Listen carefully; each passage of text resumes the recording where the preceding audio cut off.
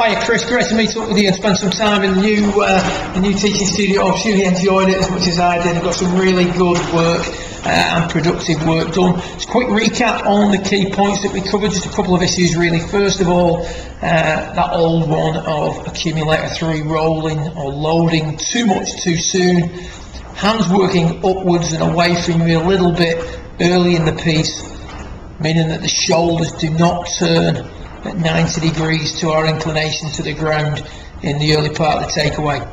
You tidied that up pretty quick. This is, like I say, something that we've visited before. You can see when accumulator 3 does very, very little, if anything, from P1 to P2.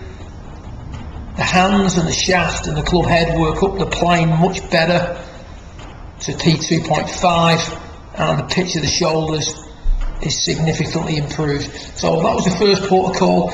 We also took a little look at your setup and trying to get the hands out in front of you a little bit more at P1. I feel like I prefer to see them more on the red line, making the inward component of the takeaway much easier to achieve. For me, you stand a little bit too close, you get a little bit static with the hips because of that, and the hands work up and away from you, rolling the club behind you. This also leads on occasion to the odd shot out the heel of the club. You can see they're presenting the club to the ball, favouring the heel side. Never a good thing, can lead to the odd socket out to the right. So a little bit further away at P1, feel like you're reaching out for it a little bit more, and zero rotation of accumulator 3 from P1 to 2.5. Again, those things are things we've done before.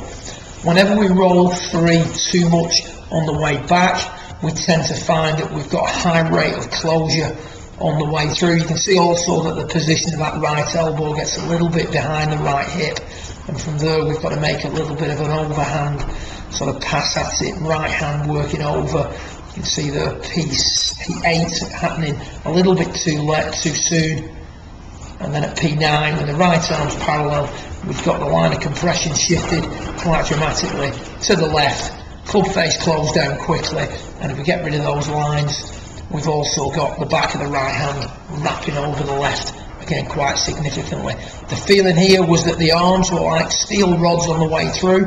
We've got a slightly improved P7 compared to the footage just above, brought about largely by less rolling of 3 during the early part of the takeaway. So impact's improving, much better neck tilts, eye tilts, etc. And then from there as we come through, keeping the arms nice and solid, zero rotation. The feeling was that arms are like steel rods at P9. You can see P8 happens a little bit later, the line's above the level of the belt as opposed to on it, and then at P9 a significantly reduced rate of closure on the club face, controlling the loft of the club, the path of the club, and the spin we put on the golf ball. Good luck with it, keep you posted, and I look forward to working with you again in a couple of weeks' time. Well done.